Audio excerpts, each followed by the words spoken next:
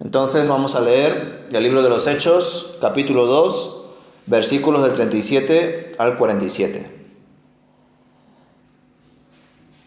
Dice así: las palabras de Pedro traspasaron el corazón de ellos, quienes le dijeron a él y a los demás apóstoles: hermanos, ¿qué debemos hacer?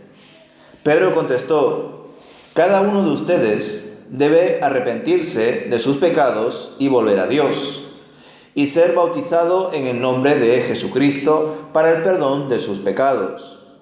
Entonces recibirán el regalo del Espíritu Santo. Esta promesa es para ustedes, para sus hijos y para los que están lejos, es decir, para todos los que han sido llamados por el Señor nuestro Dios. Entonces Pedro siguió predicando por largo rato y les rogaba con insistencia a todos sus oyentes: sálvense de esta generación perversa.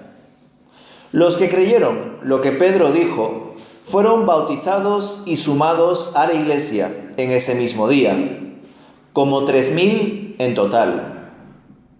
Todos los creyentes se dedicaban a las enseñanzas de los apóstoles, a la comunión fraternal, a participar juntos en las comidas, entre ellas la cena del Señor, y a la oración. Un profundo temor reverente vino sobre todos ellos, y los apóstoles realizaban muchas señales milagrosas y maravillas. Todos los creyentes se reunían en un mismo lugar y compartían todo lo que tenían. Vendían sus propiedades y posesiones y compartían el dinero con aquellos en necesidad. Adoraban juntos en el templo cada día. Se reunían en casas para la cena del Señor y compartían sus comidas con gran gozo y generosidad, todo el tiempo alabando a Dios y disfrutando de la buena voluntad de toda la gente.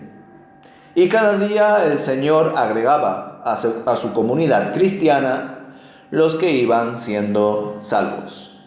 Hasta aquí, hermanos, la palabra del Señor. Concluimos, por tanto, ya con el capítulo 2. Dejamos el capítulo 3 para la predicación del domingo. Vemos que tras el sermón de Pedro, el autor de este libro, Lucas, nos muestra que los oyentes experimentaron cómo sus palabras, cómo su discurso, traspasaron estas palabras de su discurso sus corazones. Esto nos hace recordar a las famosas palabras de Hebreos capítulo 4, versículo 12, ¿verdad? Que dice: pues la palabra de Dios es viva y eficaz, o poderosa, según la versión. Es más cortante que cualquier espada de dos filos. Penetra entre el alma y el espíritu, entre la articulación y la médula del hueso. Deja al descubierto nuestros pensamientos y deseos más íntimos. Vemos que la reacción de mucha gente que escuchó atentamente el sermón de Pedro va en la misma línea que aquella pregunta que formularon los judíos cuando escucharon a Juan el Bautista: ¿qué haremos? Pedro les invitó a los judíos que se arrepientan, recordando con esto también a Juan el Bautista, ya que él exigió la importancia de mostrar frutos dignos de arrepentimiento. No obstante, la gran diferencia es que Pedro habló claramente sobre Jesús y el Espíritu Santo. Todos debían bautizarse en el nombre del Señor para el perdón de sus pecados y así recibir el don del Espíritu Santo. Comprobamos que el bautismo representa el arrepentimiento de los judíos que escucharon y creyeron en la predicación de Pedro. No es tanto un bautismo por testimonio de fe público, o quizás sí, pero tiene más un carácter similar al bautismo que se hacía con Juan el Bautista. La diferencia es que se hacía en el nombre de Jesús y por fe en que el Señor Jesús les perdonaría sus pecados. Tal y como lo expresa Lucas, parece ser que tras ese bautismo por arrepentimiento recibirán el Espíritu Santo. Pero esto quizá no indique que sea ese orden concreto. Es más, nosotros sabemos que el único que convence de pecado es el Espíritu, y que la fe salvadora es un regalo de Dios y también un don espiritual.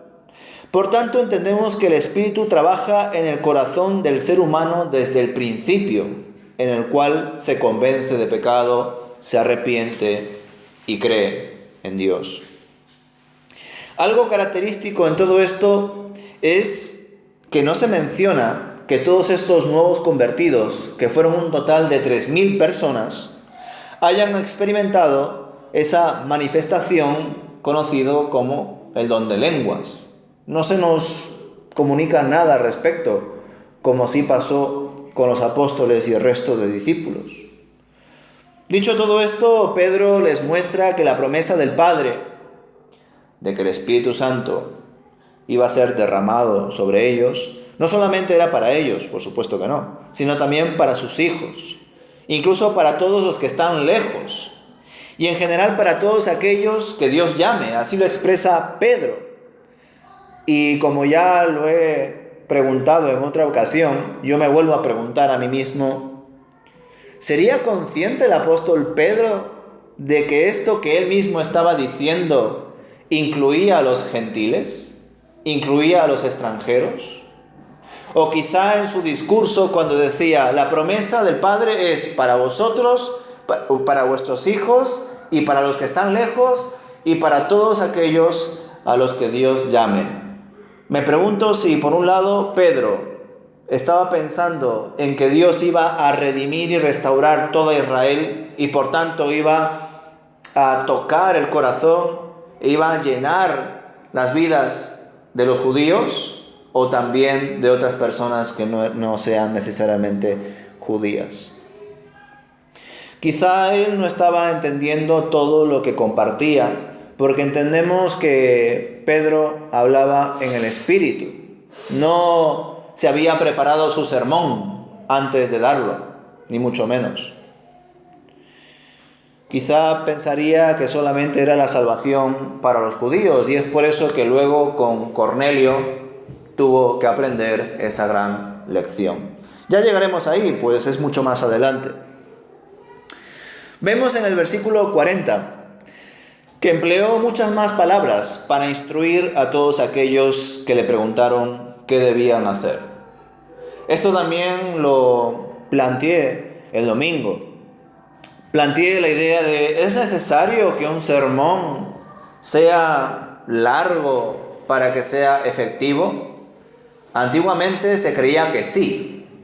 Si la persona que predicaba lo hacía con un estudio pero que muy exhaustivo y su predicación era de 1 hora o 1 hora y media, generalmente se creía que esa predicación, ese culto, era un culto bendecido. Sin embargo, cuando leemos las Escrituras, por supuesto que hay momentos en los cuales se producen oraciones largas y se producen sermones o discursos largos. Por ejemplo, el Sermón del Monte, que nos ocupa desde el capítulo 5 de Mateo hasta el capítulo 7. O por ejemplo, las enseñanzas en la restauración de la ley con Esdras y Nehemías, que si recordáis esos textos históricos, se nos enseña que estuvieron todo el día leyendo la ley. No estamos hablando de un culto, de una reunión acerca de la palabra de Dios de 1 hora ni de 2. Estamos hablando de que todo el día se estuvo exponiendo la palabra de Dios y la gente se arrepentía al escuchar y recordar los mandamientos del Señor.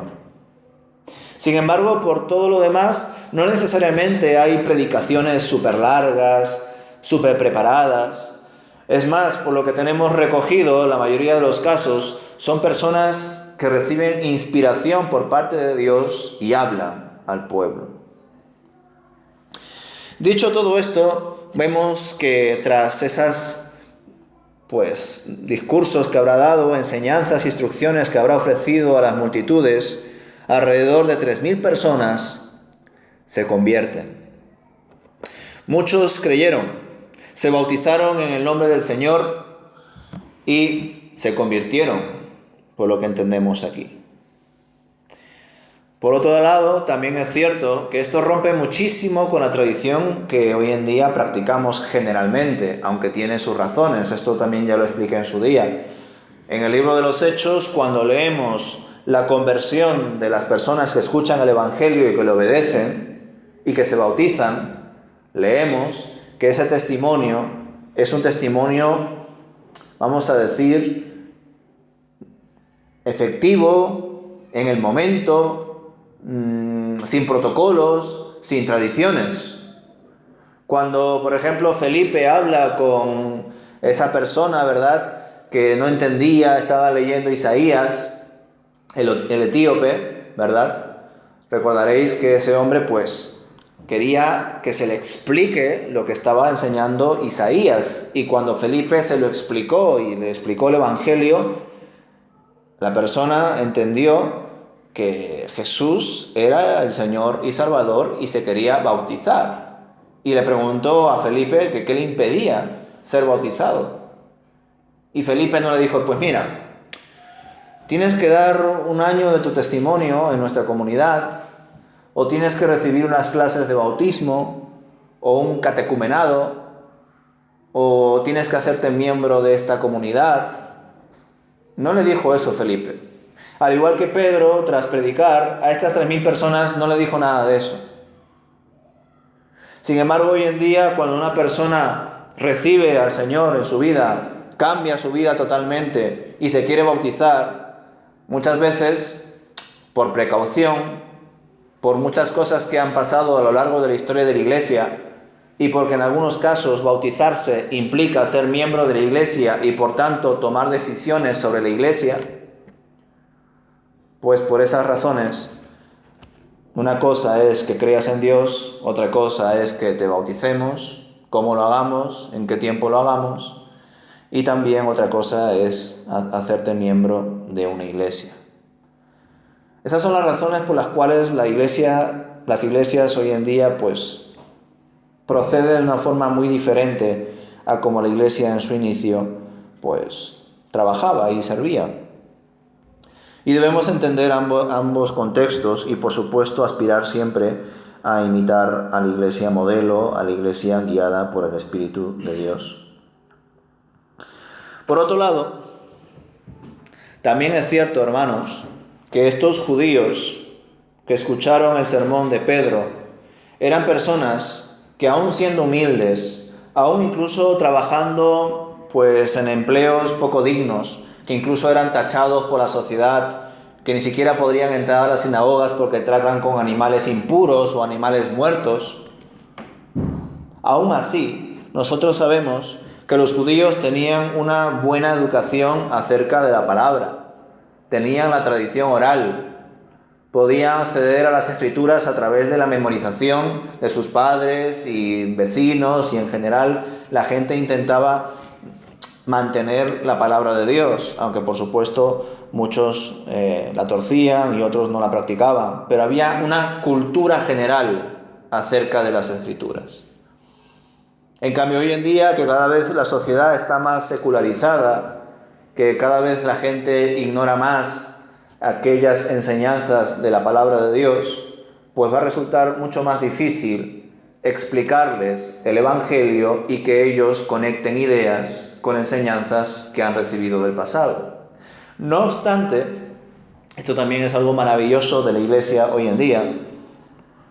Debido a todos los problemas políticos, territoriales, económicos que hay en varios países latinoamericanos, muchos hombres y muchas mujeres que tienen que dejar sus países por estos motivos son personas que de algún modo han recibido una cultura, una enseñanza bíblica durante su niñez, durante su infancia.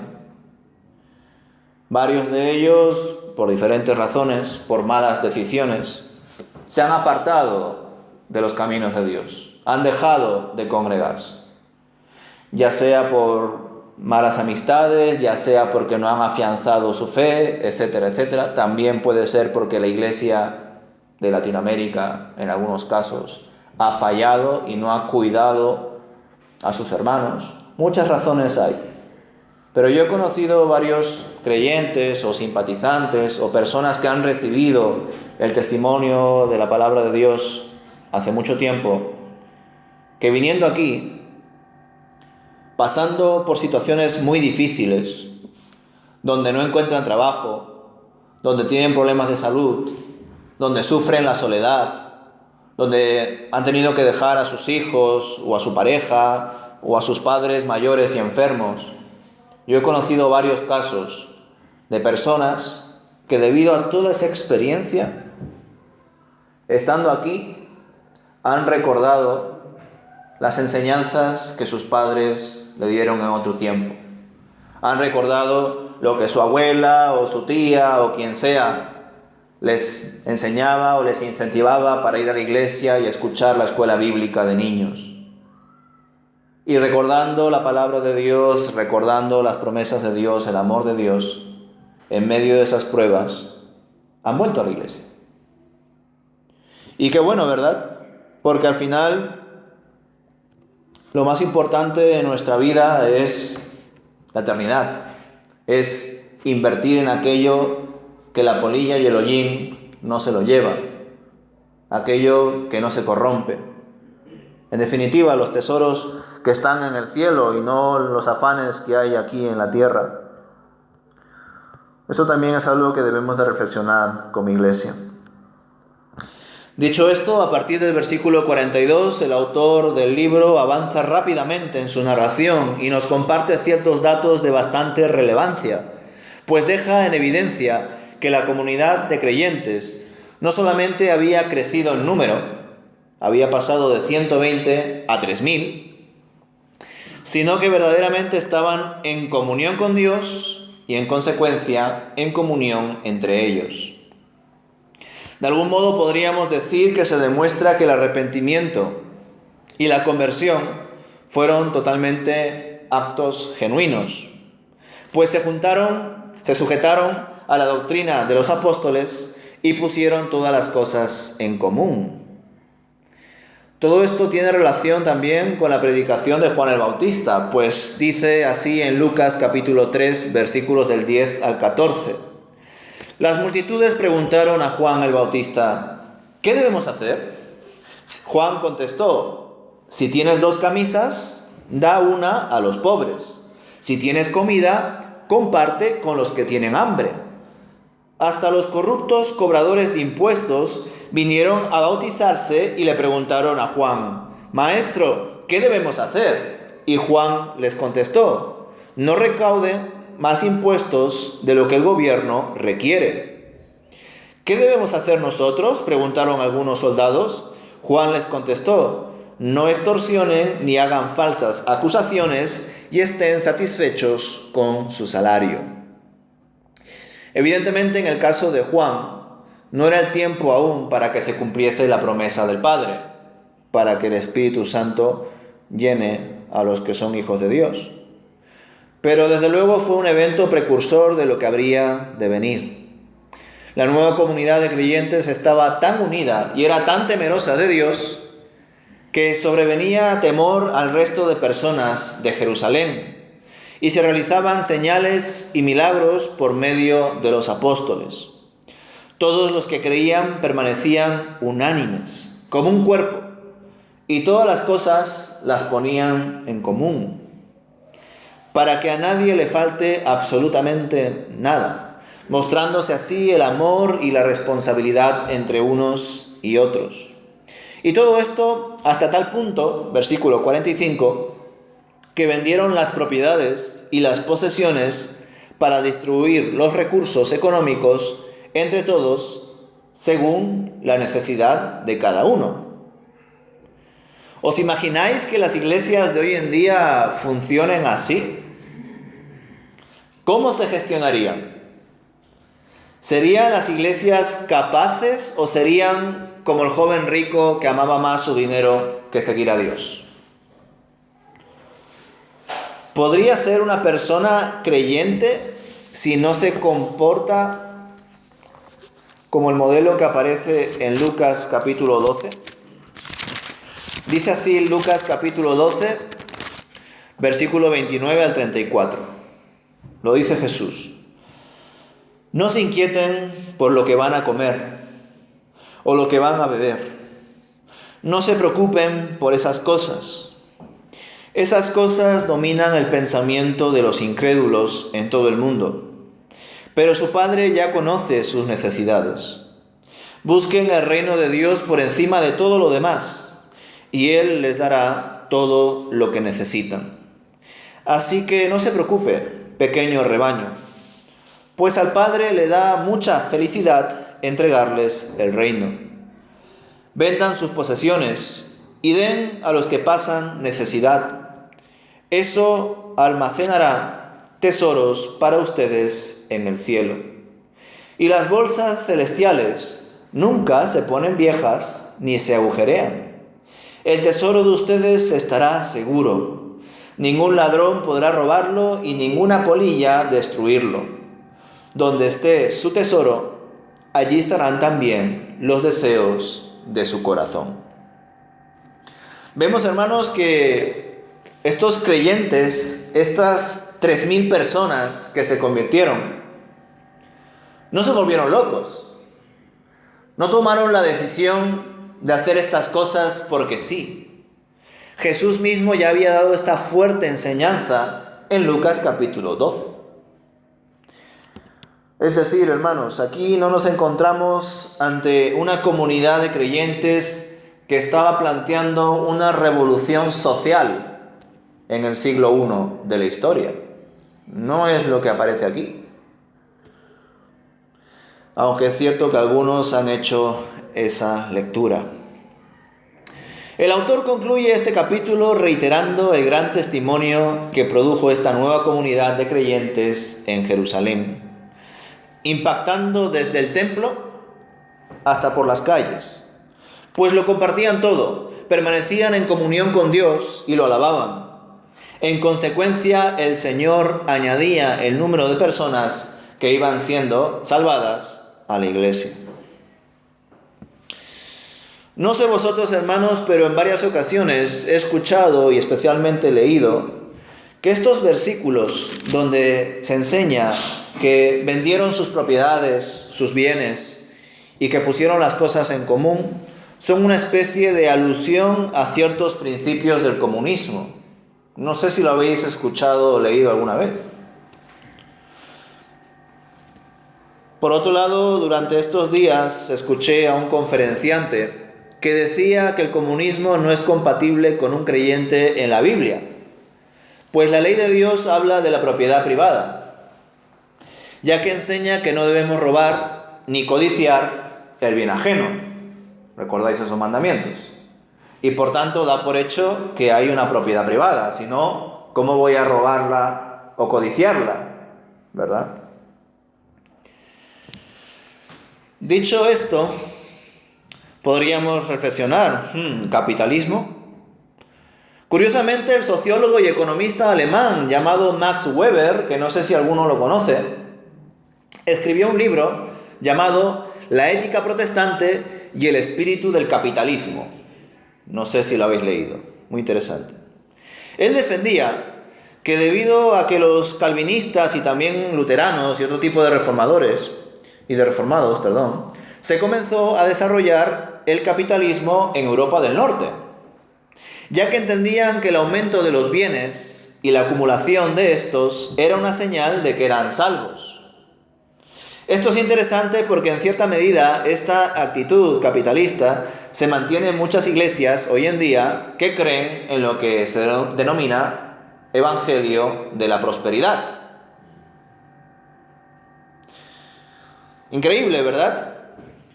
Según él, parece ser que los calvinistas, los luteranos y otro tipo de reformados, que evidentemente habían rechazado la Iglesia Católica y que no tenían esa certeza histórica que la Iglesia Católica había construido, de que todo aquel que esté en la Iglesia Católica, esa es la señal tangible, visible, real, entre comillas, de que eran personas escogidas por Dios, salvadas. Como los reformados, calvinistas, luteranos y otro tipo de protestantes no tenían esa representación visual, física, querían de algún modo manifestar esas pruebas a través de la bendición de Dios.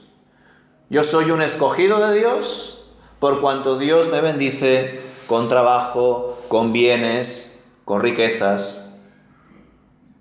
Y ciertamente en el Antiguo Testamento hay muchas personas ricas, por ejemplo los patriarcas. Pero decidme cuántos ricos aparecen en el Nuevo Testamento. Aparecen varios. Pero la mayoría de ellos tienen un gran o un especial amor por sus bienes, como por ejemplo el rico con Lázaro, como también el joven rico. Pero por otro lado, esto también ya lo comenté en su día, el ministerio de Jesús y los 12 apóstoles fue sostenido por el dinero de mujeres. Las mujeres que seguían a Jesús de algún modo se preocupaban de sostener al Señor y a los discípulos a través de sus bienes. Luego en el libro de los Hechos nos damos cuenta de que varias personas venden todas sus propiedades. Y también vemos la contraparte, Ananías y Zafira, que al ver que todos estaban dando dinero de sus propiedades, estaban vendiendo sus bienes para poner las cosas en común en toda la iglesia, ellos pensaron para sí, nosotros también queremos ese reconocimiento. Pero es que amamos nuestro dinero y nuestras propiedades. ¿Qué haremos? ¿Vamos a vender todas nuestras propiedades?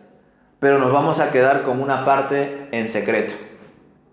Y lo vamos a ofrendar a la iglesia, dando la sensación de que lo estamos dando todo como los demás. Y es impresionante porque el apóstol Pedro no tenía un detective, no tenía un contacto con la persona o las personas que le compraron esas propiedades de Ananías y Zafira. Entendemos en el libro de los Hechos que a Pedro se lo reveló el mismo Espíritu. Y no solamente el Espíritu le reveló a Pedro que Ananías y Zafira estaban engañando a la comunidad de creyentes, sino que además Pedro detectó que esa mentira la puso Satanás en sus corazones. Desde luego, hermanos, hablar de estas cosas resultan polémicas. Pero también es algo que debemos de reflexionar. Están esas dos expresiones. Por un lado, iglesias adineradas o iglesias llenas de pastores, misioneros y predicadores que te dicen que si tú donas todo tu sueldo o donas una buena parte de tu sueldo a la iglesia, Dios te va a bendecir. Y que las bendiciones de Dios son una ratificación de que eres un hijo de Dios. Y si tú ofrendando y orando y congregándote te va mal, eso es porque tienes un pecado oculto. Y lo tienes que buscar, lo tienes que confesar. Y así Dios escuchará tu oración. Estás enfermo y ofrendas y te congregas y oras y lees la palabra y le dices al Señor que te sane y no te sana. Eso es porque no estás orando con fe. O eso es porque no estás ofrendando suficiente. O qué sé yo. Desde luego, hermanos, la historia de la iglesia nos ha demostrado que aquellas comunidades, entre comillas, que han promovido a sus feligreses que lo den todo, generalmente han sido comunidades sectarias, donde ese consejo de líderes o pastores, o un solo pastor, o apóstol, o misionero, como se quiera llamar esa persona, se ha quedado con todo el dinero. Incluso ha habido veces que ha desaparecido de un día a otro, porque como todos los hermanos daban el dinero a la iglesia, pues él se lo llevaba. Desde luego, hermanos, cuando reflexionamos en todo esto, pues no podemos ignorar las lecturas que hay. Algunos interpretan que aquí se encuentran los indicios de un sistema político donde todos deben de intentar poner las cosas en común. Y es por eso que algunos han titulado a este texto como una especie de texto precursor del comunismo. Pero ¿es el comunismo la solución en una sociedad donde hay tantas injusticias, tanta pobreza? ¿Es la opción más válida o compatible con la Biblia? ¿Lo es el capitalismo? Según la RAE, el comunismo es un movimiento y sistema político desarrollado desde el siglo XIX, que está basado en la lucha de clases y en la supresión de la propiedad privada de los medios de producción. Según la RAE, el capitalismo es un sistema económico basado en la propiedad privada de los medios de producción y en la libertad de mercado. Desde luego podríamos hacer varias lecturas acerca de estos dos movimientos o sistemas políticos y económicos. Pero al reflexionar en ellos y tratar nuestra situación a la luz de la palabra de Dios, especialmente con este famoso texto donde todos los creyentes ponen las cosas en común, nos damos cuenta de que las raíces del capitalismo se encuentran en el corazón del ser humano pecador. Pues el acumular bienes y propiedades es producto del egoísmo, del ego.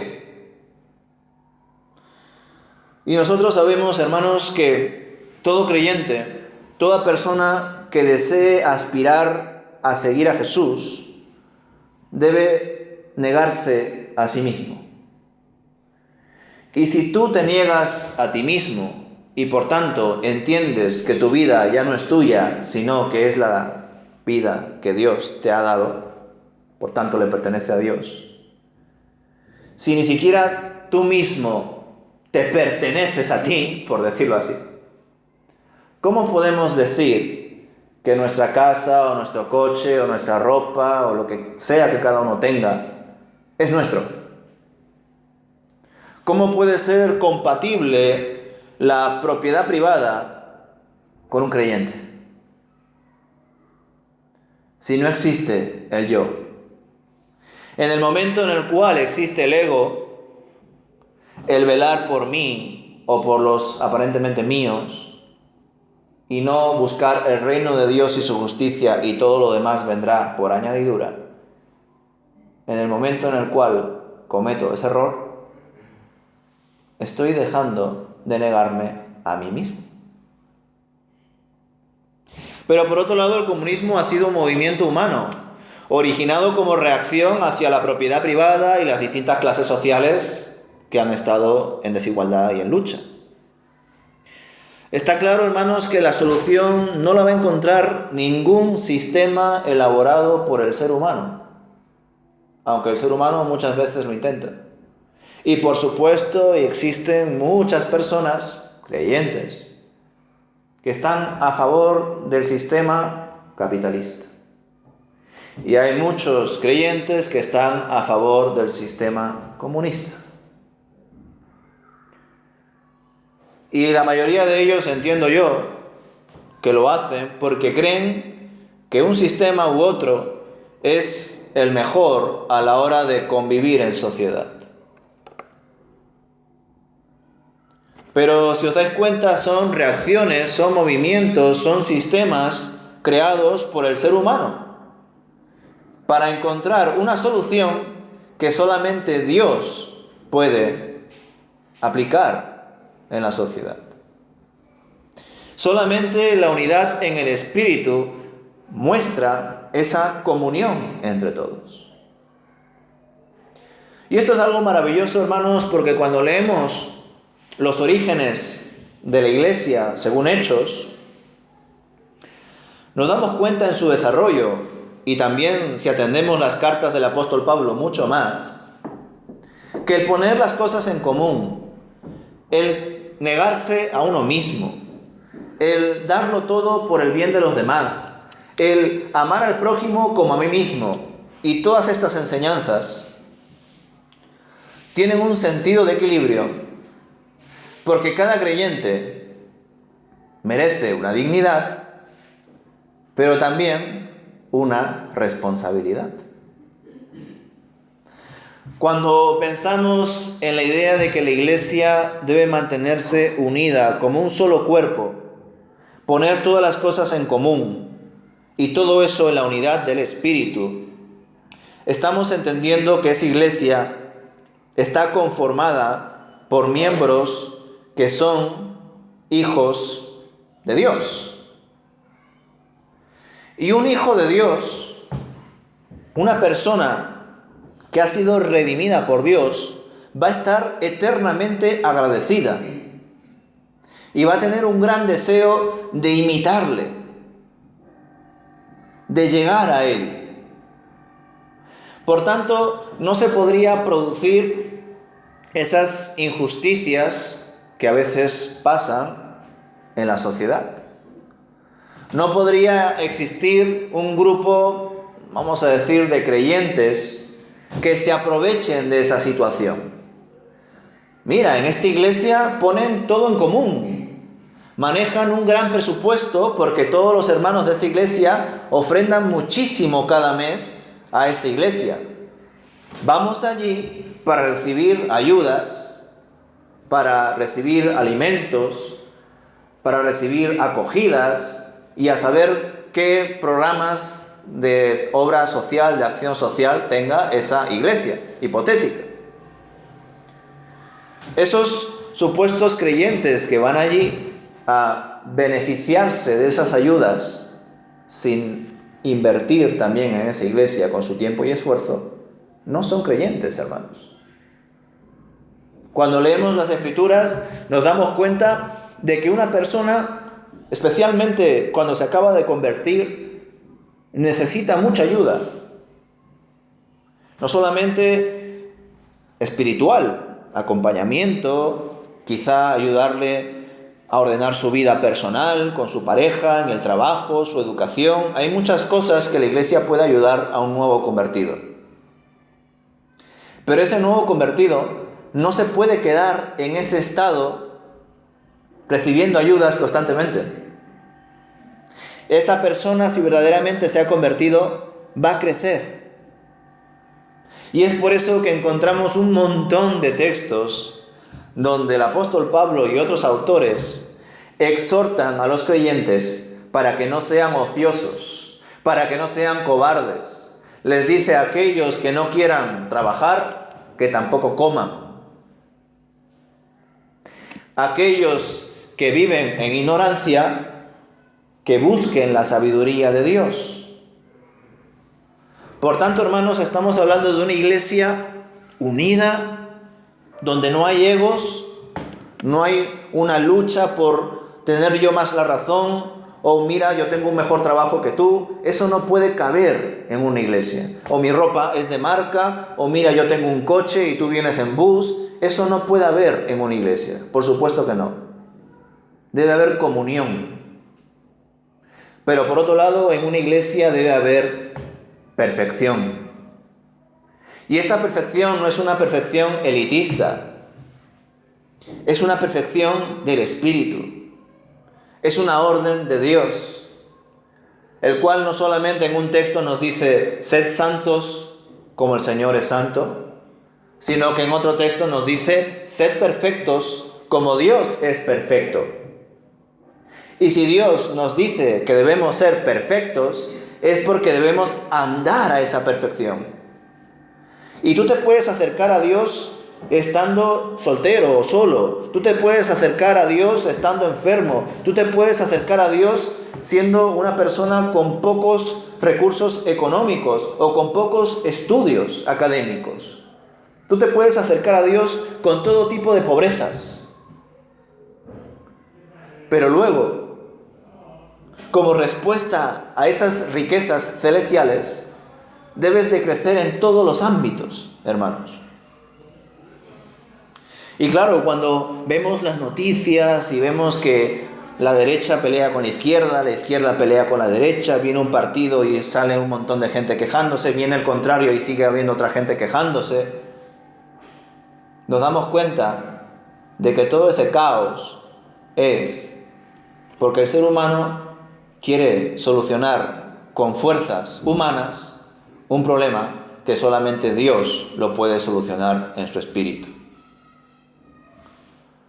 Pero si su propia iglesia está confundida, está distraída, está a falta de conocimiento, si las propias iglesias locales no encuentran esa unidad en el espíritu, ¿cómo podemos pretender que un sistema político, económico, humano pueda supuestamente darnos la paz en el mundo? No puede hacerlo.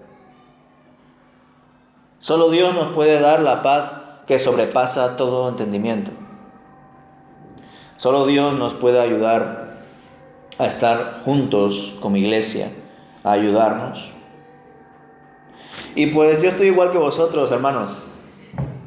No sé si os ha pasado, pero en varias ocasiones me acerco a la palabra de Dios, especialmente al Nuevo Testamento, porque está más cerca a nuestro contexto, a la iglesia en sus orígenes, y me pregunto, ¿qué ha pasado en el camino para estar como estamos? ¿Qué ha pasado para que tantas cosas maravillosas hiciese Dios a través de su iglesia y hoy en día estemos, no sé, tan dormidos o tan perdidos, tan faltos de conocimiento? Porque yo estoy seguro de que Dios es el mismo. Es el mismo. El Dios del Antiguo Testamento es el mismo Dios que ahora. Ese Dios que abrió las aguas, ese Dios que echó maná del cielo, ese Dios que ha creado todas las cosas, ese Dios es el mismo que ahora, hermanos. Pero sin embargo veo que las iglesias no somos capaces de ser de testimonio en el mundo, de luz en el mundo, porque ni siquiera somos capaces de estar en comunión entre nosotros. Y lo entiendo, a veces estamos tan ocupados, o aparentemente tan ocupados, o quizá mal organizados, que es difícil que entre todos tengamos una buena relación. Una relación que vaya más allá de un domingo, o de un texto bíblico en WhatsApp o en cualquier red social. Y es triste, hermanos. Es triste porque no creo que este sea el camino para la iglesia. Es más, no creo que tengamos que sentarnos aquí para reflexionar cuál es el camino. Porque el camino lo marca Dios. Y eso es lo que veo aquí, hermanos. Que afortunadamente Pedro y el resto de apóstoles y discípulos no se sentaron y dijeron: bueno, hermanos, qué bien, hemos recibido el Espíritu Santo de Dios. Ahora, ¿qué hacemos con la iglesia? ¿Qué días nos reunimos? ¿Qué actividades vamos a hacer? ¿Escribimos una confesión de fe, unos estatutos? No hicieron eso, hermanos. El Espíritu Santo estaba trabajando en ellos y ellos habían obedecido al Padre, y es por eso que la iglesia actuó como actuó. Por eso, hermanos, tenemos mucha tarea por delante, mucha tarea para estar llenos del Espíritu, para dejar atrás nuestro yo, nuestras preocupaciones. ¿Qué vamos a comer? ¿Qué vamos a beber? ¿Dónde vamos a dormir? Como bien decía Jesús en el Evangelio de Lucas capítulo 12, no os preocupéis de aquellas cosas. Pero el problema, hermanos, es que el mundo nos está invitando constantemente a preocuparnos de aquellas cosas. A preocuparnos de cosas que por supuesto son legítimas. ¿Qué voy a comer? ¿Qué dinero voy a enviar a mis padres o a mis hijos? ¿Qué tengo porque estoy enfermo? Por supuesto que son inquietudes, problemas legítimos, totalmente lógico que te preocupe el no saber si llegas a fin de mes o no. el no saber si estás enfermo de algo o no, el no saber cómo están creciendo tus hijos o cómo están tus padres porque están lejos. Por supuesto que son problemas legítimos y Dios lo sabe y lo entiende. Pero si Dios nos dice que primero nos centremos en su reino y el resto después, es por algo, hermanos. Así que reflexionemos en ello porque ahí está la clave. Ahí está la clave. Centrarnos primero en Él, estar unidos en privado con Él y automáticamente manifestar los frutos de esa unión con Dios en la comunidad de creyentes, en nuestra familia, en nuestro lugar de trabajo, en nuestro entorno de amistades, donde sea que cada uno se mueva. Eso es lo que veo aquí, hermanos, y lo que deseo que la Iglesia recupere, esa comunión con Dios, para que sea su poder el que se manifieste a través de nuestra comunidad.